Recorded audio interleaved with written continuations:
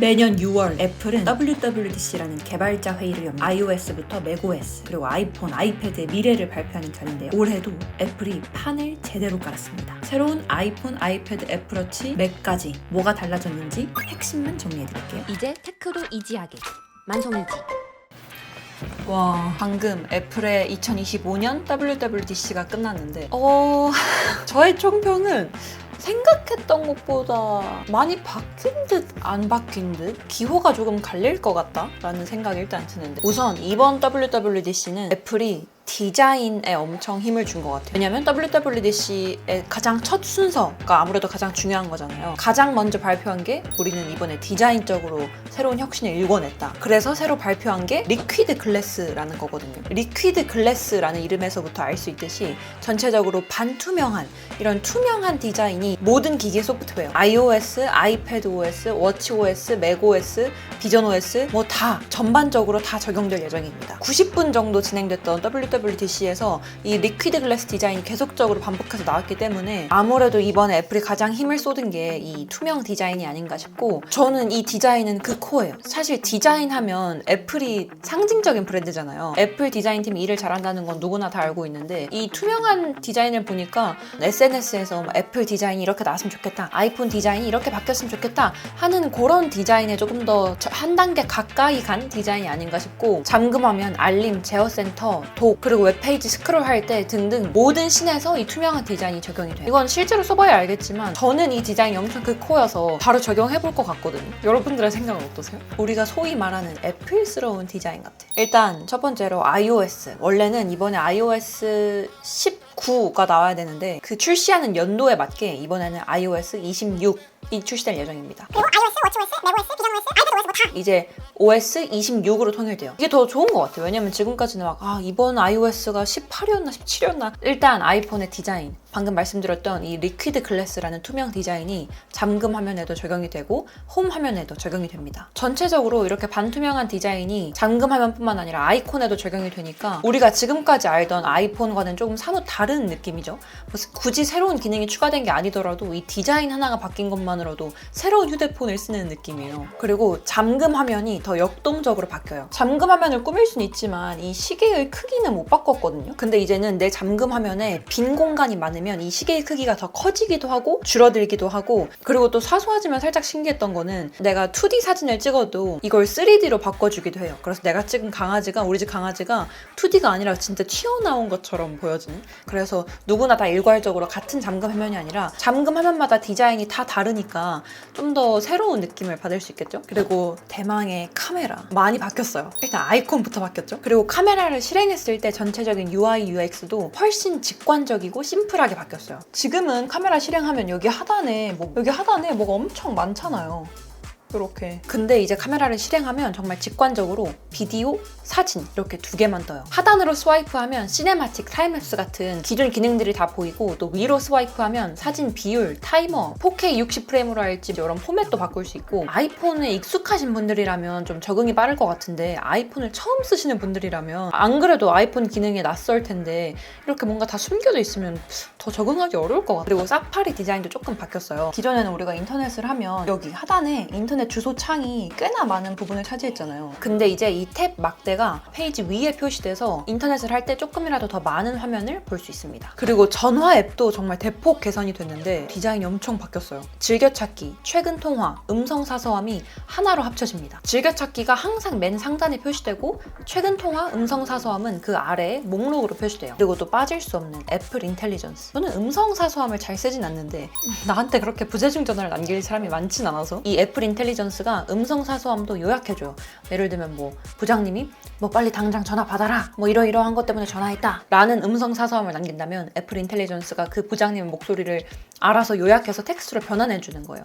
내 음성 사서함에 지금 부장님이 이러이러한 용건으로 음성 사서함을 남기셨구나 를 알 수 있는 거죠. 그리고 또 신기했던 게 콜 스크리닝이라는 기능인데 한마디로 스팸 차단을 도와주는 기능이에요. 안 그래도 저도 최근에 스팸 문자가 너무 많이 오는 거예요. 털렸나? 이게 저희만 그런 게 아니라 미국도 똑같나 봐요. 스팸일 것 같은 전화는 애초에 벨소리를 안 울려줘요. 아예 무시해. 상대방이 나는 김철수고 새로운 계약 때문에 전화했습니다 이렇게 이름과 전화의 용건을 얘기하면 그때서야 드디어 김철수가 이러이러한 계약건 때문에 전화했습니다 라는 게 뜨면서 내가 이 전화를 받을 건지 말 건지를 선택할 수 있어요. 이게 스팸 전화 많이 오는 분들한테 정말 꿀같은 기능일 것 같아. 근데 사실 지금도 아이폰에 내가 저장되지 않은 번호로 전화 오는 거는 다 무음 처리하게 하는 기능이 있거든요. 근데 이게 한 단계 좀 더 강화되고 똑똑해졌어요. 그리고 홀드 어시스트. 저는 사람 사는 게 다 똑같다고 느낀 게 막 콜센터나 고객센터 전화하면 막 한참을 기다려야 되잖아요. 근데 우리나라만 그런 게 아니라 미국도 또 똑같나 봐요. 상담원 연결을 기다리는 동안 자리를 지켜주는 기능입니다. 내가 상담원과 통화 연결이 되기까지 한참을 기다려야 되면 전화 앱이 자동으로 감지해서 기다릴 건지를 물어봐요. 기다리는 동안 뭐 인터넷도 하고 다른 것도 하고 그냥 지내다 보면 어느 순간 상담원이 연결되잖아요. 상담원이 연결되면 저한테 전화 벨소를 다시 올려서 너 지금 상담원과 연결됐으니까 다시 전화 받아 라고 알려주고 이 상담원한테는 아 지금 이 고객님이 곧 전화를 받을 겁니다. 좀만 기다려주세요 라고 안내를 해줘요. 그러니까 나랑 고객센터 상담원 사이 가운데서 이 불필요한 시간을 좀 줄여주는 기능? 그리고 문자. 사실 카톡보다 문자를 선호하는 사람이에요. 주위에서도 너만큼 iOS 문자 열심히 쓰는 사람 못 봤어 라고 할 정도로 저는 문자를 정말 좋아하는데 드디어 배경을 바꿀 수 있게 됐어요. 내가 바꾼 이 배경이 상대방에게도 보이게 됐어요. 당연히 내가 직접 찍은 사진으로도 가능하죠. 그러니까 커플분들이라면 커플 사진으로 아이폰 문자 배경화면 해도 될 것 같고 강아지 사진, 가족 사진, 뭐 풍경 사진 다채롭게 바꿀 수 있겠죠. 근데 이건 사실 배경을 바꿀 수 있다는 게 나에게 새로운 선택지가 생긴 것 같아서 좋지만 지금 아이메시지에서 제공하는 그 기본 흰색 배경이 가장 깔끔할 것 같긴 하다라는 생각이 듭니다. 그리고 또 좋았던 게 투표 기능. 우리 카톡에도 친구들끼리 약속 장소, 시간 정할 때 투표하잖아요. 그게 아이메시지에서도 가능하게 됐습니다. 주말에 어디서 만날지, 올해 여행을 어디로 갈지 이런 거를 아이메시지에서 투표로 정할 수 있게 됐어요. 그리고 아까 전화에서도 스팸 차단 같은 기능이 새로 생겼잖아요. 문자에서도 스크리닝 툴스라고 해서 스팸일 것 같은 문자를 아이폰에 1차적으로 한번 걸러줘요. 애초에 알 수 없는 발신자로 온 문자들은 따로 분류돼서 소리도 울리지 않고 알람도 울리지 않습니다. 별도로 필터링 된 곳에서 확인할 수 있고 당연히 중요한 긴급 메시지 있잖아요. 뭐 인증번호나 뭐 중요한 메시지들 이런 건 다 예외 처리가 돼요. 그리고 비주얼 인텔리전스도 강화됐어요. 한마디로 갤럭시의 서클 투 서치처럼 인터넷을 하다가 이 신발 예쁜데? 뭐지? 이번에 나이키 새로 나왔나? 이 자켓 예쁜데? 이런 거를 그냥 한번 캡처해서 왼쪽 하단에 챗 GPT 버튼 통해서 챗 GPT한테 바로 물어볼 수 있는 거예요. 제가 아이폰 관련된 영상 올리면 늘 애플과 삼성을 비교하는 댓글이 항상 달리는데 이 기능이야말로 와 애플은 아직도 안 됐어? 라고 할 것 같은 기능입니다. 애플워치 워치OS 26이 나왔고요. 앞서 말씀드린 애플의 리퀴드 글래스 당연히 애플워치에도 적용이 됐어요. 애플워치에 적용된 거 보니까 또 너무 예뻐. 그냥 이 투명 디자인 자체가 너무 예쁜 것 같아요 개인적으로. 사실 애플워치에서는 막 요렇다 할 놀라울 정도의 소프트웨어 업데이트는 없었는데 그래도 신기했던 거는 애플워치는 아무래도 다양한 기능이 있지만 그중에서 운동할 때 전 가장 유용하게 쓰거든요. 운동할 때 또 가장 중요한 게 동기부여예요. 워크아웃 버디라고 해서 애플 인텔리전스를 기반으로 나의 운동 데이터를 모두 모아서 분석해서 격려의 말을 전해주는 AI가 새로 생겼어요. 그러니까 만약에 내가 아침 조깅, 런닝을 시작한다. 기존에도 런닝 하시는 분들이 많이 쓰는 앱 중에 런데이라는 앱이 있는데 거기서도 계속 뭐 지금 1분 달렸습니다. 1km 남았습니다. 조금만 더 열심히 하세요. 이런 기능들이 있거든요. 이게 별거 아닌 것 같지만 운동을 하다 보면 생각보다 아 그래 1분만 더 뛰자. 1km만 더 뛰자. 이런 게 동기부여가 은근 돼요. 그 런데이에 있는 기능이 애플워치에도 기본적으로 장착이 되는 건데 나의 운동 데이터를 분석해서 아주 잘하고 계세요. 6일 연속으로 뛰었네요. 4km 달리는데 뭐 10분이 걸렸네요. 이렇게 계속 알려주기도 하고 운동이 끝나면 오늘 몇 킬로 뛰었고 심박수는 몇이었고 몇 분 걸렸는지 이런 걸 알려주기도 합니다. 근데 아쉬운 건 현재는 영어만 지원하는 것 같아서 빨리 한글 패치가 돼야 되는데. 그리고 애플워치가 조금 더 똑똑해져서 알람의 소리도 자동으로 조정을 하는데 만약에 내가 독서실에 있다. 너무 조용하다 그러면 이 알람 소리도 더 조용하게 내주고요. 내가 뭐 클럽에 있다. 그러면 알람 소리도 다시 더 크게 내주고. 그리고 새로 제스처가 추가됐어요. 손목 돌리기 제스처라고 해서 그냥 손목을 한번 이렇게 돌리면 전화를 거절할 수도 있고요. 타이머를 끌 수도 있고요. 알람을 끌 수도 있어요. 이건 직접 써봐야 될 것 같은데 이 기능이 이렇게 딸깍 이렇게 하는 게 잘만 적용이 된다면 편할 것 같지 않아요? 그리고 맥OS.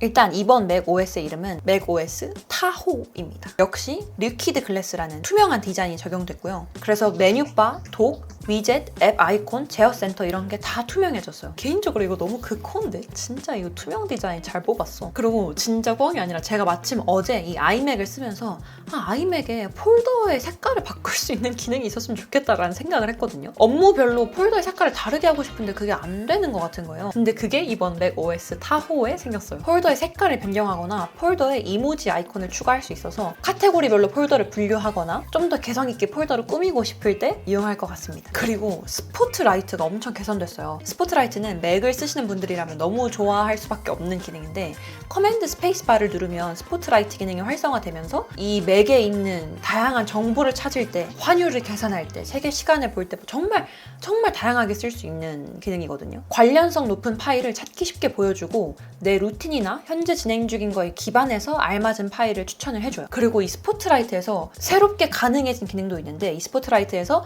일정을 새로 생성할 수도 있고 오디오를 녹음할 수도 있고 바로 이메일을 보낼 수도 있게 됐어요. 이 이메일 작성 기능은 신기했던 게 매개 변수라고 해야 될까요? 그런 것들을 입력하면 이메일을 바로 보낼 수 있어요. 예를 들면 팀장님한테 이런 제목으로 이런 내용의 메일을 보내줘 이런 걸 입력하면 스포트라이트에서도 바로 메일을 보낼 수 있는 거예요. 이거는 제가 직접 써보고 어떤지 바로 말씀드릴게요. 그리고 단축키 같은 기능이 좀 더 추가됐는데 예를 들면 이메일을 보내는 게 영어로 send 이메일이면 send 이메일 이렇게 다 치는 게 아니라 SM만 친다든지 우리 아이폰에서도 예를 들면 기역 시읒만 입력하면 감사합니다 입력되게 그런 기능이 있잖아요. 그런 것처럼 스포트라이트에서도 단축키를 입력해서 좀 더 빠르게 접근할 수 있는 기능이 생겼는데 WWDC를 보다가 한국어에서도 지원이 되나? 한글 패치 안 되는 거 아니야? 아이패드는 사실 멀티태스킹이 거의 반이에요. 핵심이에요. 이번 WWDC는 iOS보다 아이패드 OS 업데이트를 더 기다린다라는 분들이 많을 정도로 다들 아이패드 업데이트를 궁금해 하시더라고요. 멀티태스킹이 한층 강화됐습니다. 윈도우를 제어하고 정리하고 전환하고 이렇게 뷰를 쪼개고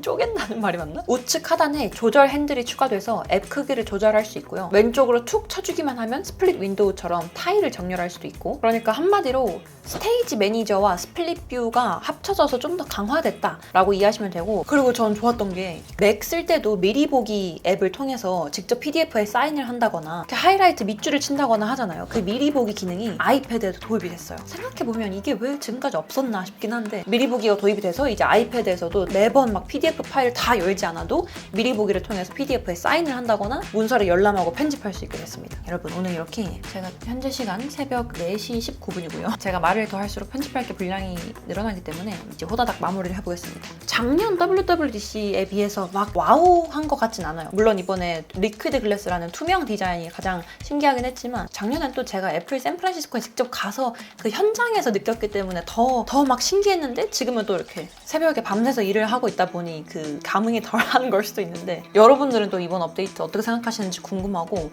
이 영상을 여기까지 보고 계시는 우리 앱등이 분들 만송이지 구독자분들이라면 분명히 또 베타 버전 업데이트 하실 거란 말이에요. 저도 바로 업데이트 해볼 테니까 참고로 저는 절대 이제 베타 버전은 메인폰에 하지 않아요. 지난번에 메인폰에 베타 버전 업데이트 했더니 각종 은행, 뱅킹, 금융 서비스가 안 돼가지고 너무 힘들었거든요. 여러분들도 서브폰에 하시는 걸 추천드립니다.